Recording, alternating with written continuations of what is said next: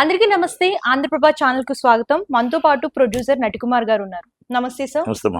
Sir, Pithapuram వర్మపై Nagababu చేసిన comments కనుక చూసుకున్నట్లయితే పిఠాపురం ప్రజలందరూ కూడా వర్మ ఏంటి నీకు కర్మ అంటున్నారు. దీని గురించి మీరు ఏమంటారు? వర్మ కోసం ఒక్కరి కోసం అనలేదే, ఎంటైర్ మొత్తం టోటల్ గా పిఠాపురంలో అమెరికా నుంచి, ఉగండా నుంచి, నైజీరియా నుంచి, పక్క ఊరి నుంచి, ఈ ఊరి నుంచి, ఆ ఊరి నుంచి వెళ్ళిన అమ్మా మాకు పవన్ కళ్యాణ్ గారికి ఓటు వేయండి అన్న వాళ్ళందరికీ ఒకటే జవాబు చెప్పాడు, అది మీ కర్మ. నాట్ ఓన్లీ వర్మ, అది మీ కర్మ అన్నాడు. ఎందుకన్నాడు? అసలు మిమ్మల్ని ఎవరు రమ్మన్నారు? మీరు ఎందుకు వచ్చారు? మీరు ఎందుకు ఓటేయమని అడిగారు? అసలు ప్రజలు, పిఠాపురం ప్రజలు పవన్ కళ్యాణ్ గారికి ఓటేయడానికి రెడీగా ఉన్నారు. ఇస్ పవన్ కళ్యాణ్ గారి కోసం రెడీగా ఉన్నారు. పవన్ కళ్యాణ్ గారు ప్రెసిడెంట్. ఇక ఎవరు అడగకుండానే మన బూత్ ఏజెంట్లు కూడా లేకుండా ఓటు పడేది. మీరు ఎందుకు వచ్చారు? మీరు క్రెడిట్ అంటారేంటి? అసలు ఇలాంటి వాళ్ళు దయచేసి ఇంకెప్పుడు కూడా ఇన్ ఫ్యూచర్ కూడా డైరెక్ట్ పవన్ కళ్యాణ్ గారికి ఆంధ్రప్రదేశ్ ఓటేస్తారు. ఏజెంట్లు కూడా అవసరం లేదు. డైరెక్ట్ పవన్ కళ్యాణ్ గారికి ఓటేస్తారు. ఒకవేళ మేము ఉన్నాము ఏజెంట్ గా అంటే మీ కర్మ, మేము అడిగాము ఓటు అంటే మీ కర్మ. ఆ ఓటు అడిగినా కూడా ఆయన కర్మే, అవతల కర్మే అని ఆయన కామెంట్ చేశాడు. ఈ కామెంట్ ఎప్పుడు చేయాలో తెలుసా? ఆయన ఎలక్షన్ అవుతున్నప్పుడు, పిఠాపురంలో ఎలక్షన్ అవుతున్నప్పుడు ఆల్రెడీ గెలుపు ఖాయమైపోయింది పవన్ కళ్యాణ్ గారికి. 1,00,000 ఓట్ల మెజార్టీ ఖాయమైపోయింది. ఆటోమేటిక్ గా ఆయన ఓన్లీ జస్ట్ ఆ పత్రం తీసుకుని, కొంతమంది అంటుంటారులేండి, మేము ఆల్రెడీ ఎమ్మెల్యే పత్రం తీసుకున్న తర్వాత మాకు ఇంకేం తీసుకోవడానికి మేము వెళ్ళాలి అని అంటారు. అలాగా అన్నీ మీకు డిసైడ్ అయిపోయాయి. దయచేసి మీరు ఎవరు కూడా పిఠాపురం రాకండి, పిఠాపురంలో ప్రచారం చేయకండి. ఇమ్మీడియట్లీ పవన్ కళ్యాణ్ పిఠాపురం ప్రజలు ఓటేయటానికి ఉన్నారు అని ఆ రోజు మీరు అనౌన్స్ చేస్తుంటే, వర్మ కాదు ఎవరైనా వచ్చుంటే మీ కర్మ అని ఉంటే ఆ రోజు మీకు కనబడేది పిఠాపురం కాపునాడి దెబ్బ, ముద్రగడ్డ అబ్బా అని. అంటే ముద్రగడ్డ అంటే అప్పుడు చూపించాడు. మీరు ముద్రగడ్డ పద్మనాభం కూర్చోబెట్టి ముద్రగడ్డ పద్మనాభం ఓటమి కోసం ఎలా ప్రయత్నం చేయాలో అలా ప్రయత్నం చేస్తే ఓహో రాత్రులు అమెరికా నుంచి ఎక్కడెక్కడ నేను వెళ్ళాను పిఠాపురం వెళ్ళా. ఎక్కడో అమెరికా పవన్ కళ్యాణ్ గారికి రిలేషన్ కాదు, పవన్ కళ్యాణ్ గారి చెల్లెలు కాదు, పవన్ కళ్యాణ్ గారికి అక్క కాదు, పవన్ కళ్యాణ్ గారి తల్లి కాదు. ప్రతి ఒక్కరు వెళ్ళి పవన్ కళ్యాణ్ గారికి ఒక్క ఓటు వేయండి అమ్మా, దయచేసి ఒక్క ఓటు వేయండి అమ్మా. ఎక్కడ అన్నవరంలో రూములు తీసుకొని అక్కడి నుంచి ఉదయాన్నే ప్రచారంకి వెళ్ళి 4 రోజులు ఉండి వాళ్ళందరూ అమ్మ పవన్ కళ్యాణ్ గారికి ఓటు వేయండి అమ్మా అని మళ్ళా ఎవరు పడితే వాలంటరీగా భోజనాలు పెట్టడం, వాలంటరీగా వాళ్ళే తినడం. ఎంతమంది కష్టపడ్డారో అది అక్కడ కష్టపడే వాళ్ళకి తెలుస్తుంది. వాళ్ళ జనాలు పవన్ కళ్యాణ్ గారికి ఓటు వేద్దాం అనుకున్నారు. ఓటుకు తీసుకురాగలిగిన వాళ్ళు ఎవరున్నారు? ఆ రోజు వర్మ గారు కూడా కీలక పాత్ర పోషించాడు. ఆయన ఒక్కడు గెలిపించాడని ఎవరు అనాల్సిన అవసరం లే, అందరూ కలిపితేనే ఓటు వస్తుంది. అది పిఠాపురం ప్రజలే ఓటేస్తారు. కానీ ఓటు వెయ్యాలి అంటే మనం ప్రజలు ఓటు దగ్గర తీసుకురావాలి కదా. మరి మీరు ఆ మాట అనొచ్చా? ఓకే, మీరు పిఠాపురం ప్రజలు ఓటేశారు, పవన్ కళ్యాణ్ గారిని చూసి ఓటేశారు, నెంబర్ 1 సూపర్. అందుకే ప్రతి ఒక్కరు కూడా దీన్ని కష్టపడిన ప్రతి ఒక్కరికి పేరున మీకు ధన్యవాదాలు తెలియజేస్తున్నాం. ఆ రోజు గెలుపు తర్వాత ఇప్పుడే వచ్చాను కాబట్టి నేను పేరున ధన్యవాదాలు తెలియజేస్తున్నాం. పేరులో వస్తుంది, వర్మ గారి పేరు కూడా వస్తుందా అని ఉంటే సంతోషించేవారు.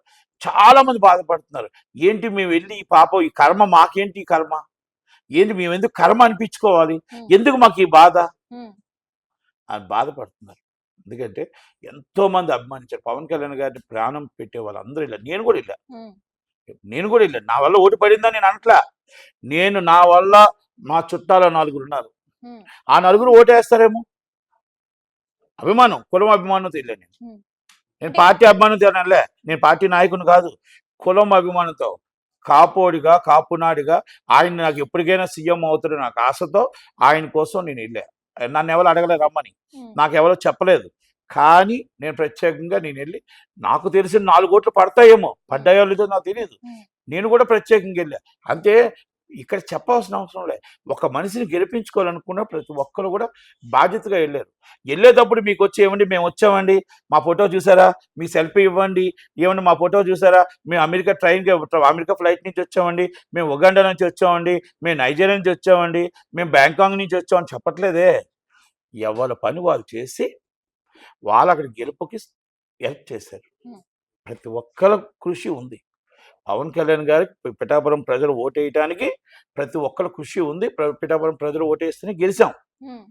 కానీ ఒక్క మాట కర్మ అనే బదులు కృతజ్ఞత అని ఉంటే, కర్మ బదులు కృతజ్ఞత అని ఉంటే, అంటే ఎవరైనా ఏమంటారంటే ఆ దేవుడి దేవాల మేము బతికాము అంటారు, ఆ దేవుడి దేవాల మేము గెలిచాము అంటారు.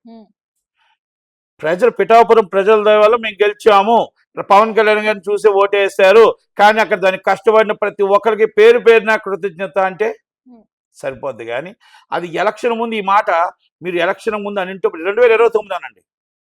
2029 ఆంధ్రప్రదేశ్ అంతా మీరు ఓటుకు కానీ వచ్చారు అంటే ఎవరు ఓట్లు వేస్తారు ఆల్రెడీ డిసైడ్ అయిపోయింది. ఎవరు కూడా ప్రచారానికి కూడా మాకు రావాల్సిన అవసరం, దయచేసి మాకు సపోర్ట్ చేయాల్సిన అవసరం లేదు. ఆల్రెడీ గెలుపు కన్ఫర్మ్ అయిపోయింది. వచ్చాను అనుకుంటే మీ కర్మ అని ఆ రోజు చెప్పండి నాగబాబు గారు. మీరు ఆ రోజు చెప్పండి.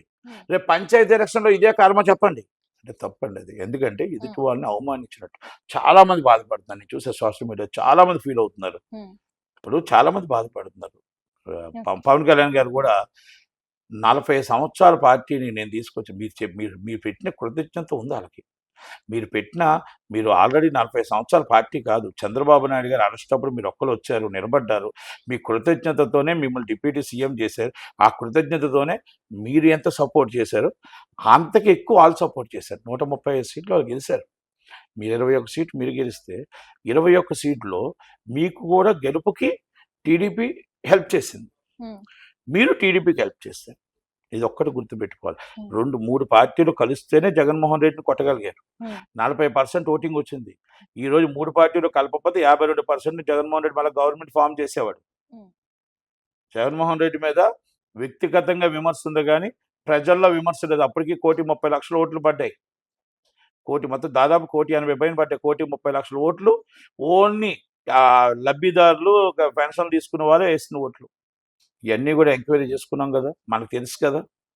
దయచేసి మనం ప్రజల్ని కానీ ఇంకోళ్ళని కానీ పార్టీలను కానీ చులకంగా మాట్లాడకూడదు. ఎందుకంటే 2 కలయికలు బాగున్నాయి, చక్కగా హ్యాపీగా ఉన్నారు. పార్టీ చంద్రబాబు నాయుడు గారితో మీతో మంచి రిలేషన్ ఉంది, మీకు చంద్రబాబు నాయుడు గారితో రిలేషన్. పాలన నడపండి. మీ పంచాయతీ కరెక్ట్గా అవినీతి పాలన కాకుండా పంచాయతీలో అవినీతి ఎక్కడుందో తరిమి కొట్టడానికి మీరు నడిపించండి, బాగుంటుంది. అలాగే మీ మొత్తం టోటల్ అటవీ శాఖలో ఈ ఎర్రచందనం బయటకు పోకుండా పనిచేయండి. ఇవన్నీ బాగుంటాయి. కానీ సైన్స్ అండ్ టెక్నాలజీ మనం ఎలా డెవలప్ చేయాలో ప్రయత్నం చేయండి.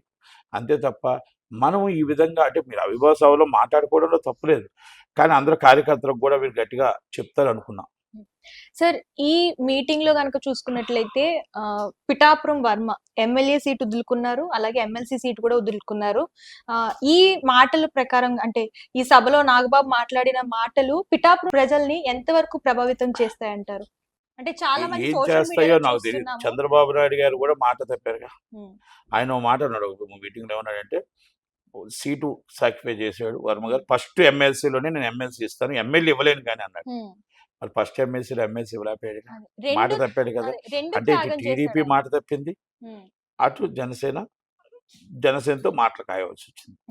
ఓకే, ప్రజలు చూస్తున్నారు, ప్రజలు విజ్ఞులు, ప్రజలు ఏం చేస్తారు, ప్రజలు ఏం మాట్లాడుకుంటారు అనేది వదిలేండి. నేను ఏమంటానంటే ఒక మనిషి కష్టపడితే విలువిద, ఒక మనిషి కష్టపడితే వాల్యూ కర్మ, వాడు దాడితే ఇది అంటారు కదా దానికి. ఇప్పుడు అలాగా నాగబాబు గారి మాటలు ఎలాగున్నాయంటే మీతో మాకు పని లేదు 5 సంవత్సరాల దాకా, ఓఆర్యూ మీరు ఎవరు అన్నట్టు మాట్లాడారు. అది తప్పు అంటాను. అది నాగబాబు గారైనా, నటికుమార్ అయినా, ఇంకొకరైనా అది తప్పు. ఎందుకంటే కృతజ్ఞతా భావం కావాలి. లైఫ్ ఈజ్ మొత్తం టోటల్గా మనం ప్రజల కోసం ఉన్నప్పుడు, ప్రజల కోసమే పోరాడుతూ ఉన్నప్పుడు, ఒక నాయకుడిని మీరు గుర్తించలేనప్పుడు ప్రజలను ఏం గుర్తిస్తారు? మీరు ఒక నాయకుడిని మీరు పట్టించుకోలేనప్పుడు మీరు ఏం గుర్తిస్తారని అడుగుతున్నా. ఆ నాయకుడితో మాట్లాడుతున్నప్పుడు ఒకసారి వీడియోలు, మీ పవన్ కళ్యాణ్ గారి వీడియోలు చూడండి. ఆ నాయకుడితో మాట్లాడుతున్నప్పుడు వర్మ గారికి అబ్జెప్తున్నా, వర్మ గారి గెలుపు ఓటమి అన్ని కూడా ఆయనకు అబ్జెప్తున్నా. ఆయనే నాయకుడు, ఆయన తరపు నుంచే మొత్తం టోటల్గా అన్ని నడిపిస్తున్నాడు అని చెప్పిన మాటలు మీ పవన్ కళ్యాణ్ గారివే ఉన్నాయి. మీరు కూడా అక్కడ కూర్చున్నారు, మీరు కూడా అక్కడే ఉన్నారు, మీ వైఫ్ గారు అందరూ, మీ భార్య అందరూ ఉన్నారు, ఉండండి. మనం ఒక నాయకుడికి మన మాట కృతజ్ఞత చెప్పలేకుండా కర్మ అన్నప్పుడు ప్రజలను కూడా మీరు అందరం గ్యారంటీ ఏంటి? ఇదొక్కసారి నేనేమంటున్నానంటే ఇది రియలైజ్ అవ్వాలి నాగబాబు గారు. ఇది నేను మాట్లాడుతుంది ఏంటంటే ఆయన మీద కోపంతో కాదు, రియలైజ్ అవ్వాలి. ఎందుకంటే రేపు మన రాబోయే తరానికి, రేపు కాబోయే ముఖ్యమంత్రి, రాబోయే తరానికి రేపు ఆంధ్రప్రదేశ్ రాష్ట్ర ప్రజలందరూ ఆయన ఎప్పుడు ముఖ్యమంత్రి అవుతాడు అని కోరుకునేటప్పుడు మనం ప్రజల్ని మనం మాట్లాడుకుంటున్నప్పుడు, నాయకులు మాట్లాడుతున్నప్పుడు మనం ఆలోచించి మాట్లాడాలి తప్ప రేపు రాబోయే తరానికి ముఖ్యమంత్రిగా ఇలాంటి మాటలు మాట్లాడుతున్నప్పుడు రేపు ఇలాంటి వ్యక్తినా ముఖ్యమంత్రి చేస్తాను అంటారు. నాకు అభిమానంతో నేను మాట్లాడుతున్నా, ఆయన ప్రేమతో నేను మాట్లాడుతున్నా. ఆ మాట రేపు ప్రజలు అనకూడదని, ఏ నాయకులు అనకూడదని, ఏ టీడీపీ నాయకులు ఆయన ఏనైతే చూపించకూడదని ఉద్దేశంతో నేను మాట్లాడుతున్నా. నాగబాబు గారికి ఇదంతా అర్థమైతే ఇమీడియట్లీ దాన్ని రియలైజ్ అయ్యి ఇమీడియట్లీ దానికి రెక్టిఫై చేసి ఆయన క్లారిఫై చేయాలి, చేయకపోతే కాదు అది. సార్ ఇప్పుడు ఈ సభలో కనుక చూసుకున్నట్లయితే ఆంధ్రప్రదేశ్ గురించి కొంచెం నార్మల్ గా మాట్లాడి తెలంగాణని ఎక్కువ పొగిడారని చెప్పేసి అంటున్నారు. సో దీన్ని బట్టి మనం ఎలా చూడాలి? దీని వెనక నాకు ఆ సభ అర్థమైంది. బీజేపీ బ్యాక్గ్రౌండ్ లో బీజేపీ సనాతన ధర్మం అంటే ధర్మానికి ఏం చేయాలి, రేపు డీలిమిటేషన్, రేపు రాబోయే ఎలక్షన్స్లో, నెక్స్ట్ ఇయర్ ఎలక్షన్స్లో డీలిమిటేషన్ ఎత్తిన డిఎంకే పార్టీ, తమిళనాడు గవర్నమెంట్ దాంట్లో బాగా పట్టున్న పవన్ కళ్యాణ్ గారికి తెలుగు ప్రజలు పట్టున్నది కాబట్టి ఆయన దాంట్లో బీజేపీ తరపు నుంచి మాట్లాడించి దానికోసం మాట్లాడారు, తెలంగాణ కోసం మాట్లాడారు. కనుక ఎక్కువ బీజేపీ ప్రాంతాల్లో ఎక్కడెక్కడ ఎలక్షన్ రేపు ఫీచరు ఆయన వాడుకోవడానికి ఎలాగనేది బీజేపీ తరపున మాట్లాడినట్టే కనపడుతుంది తప్ప అది మామూలుగా ఆవిర్భావ సందర్భంగా అంత మామూలుగా మాట్లాడేది తప్ప ఎక్కడ ఎందుకు మన పార్టీ ఎలా స్థాపించాం మాట్లాడారు, మన పార్టీ ఎందుకు పెట్టాం మాట్లాడారు, మనం రేపు చేయబోయే కార్యక్రమాలు మాట్లాడలేదు, రేపు చేయబోయే పనులు మాట్లాడలేదు, రేపు ఏం చేస్తున్నామో మాట్లాడలేదు, రేపు ఏం చేయబోతున్నామో మాట్లాడలేదు. ఈ రాష్ట్ర చీఫ్ మినిస్టర్గా మనం చీఫ్ మినిస్టరే కాదు, రాష్ట్ర ప్రజలకు మనం ఏం చేస్తున్నాం, ఎలా చేయబోతున్నాం, దిశ నిర్దేశం ఎలా చేయగలుగుతున్నాం, కార్యకర్తలకు ఏం చేస్తున్నాం, అవన్నీ కొంచెం మాట్లాడలేదేమో అని అనిపిస్తుంది. ఓకే, ఏది ఏమైనా ఆయన సభ అది, ఆ సభలోని కొన్ని దొర్లే కాబట్టి దానికోసం మాట్లాడతాం. ఒక సభ సక్సెస్ అయింది. జనసేన పార్టీ పూర్తిగా ఉండాలి, పూర్తిగా నిలబడాలి. ఆయన కాబోయే కాలానికి రాబోయే ముఖ్యమంత్రిగా ఉండాలని నా వ్యక్తిగత కోరిక. Thank you very much.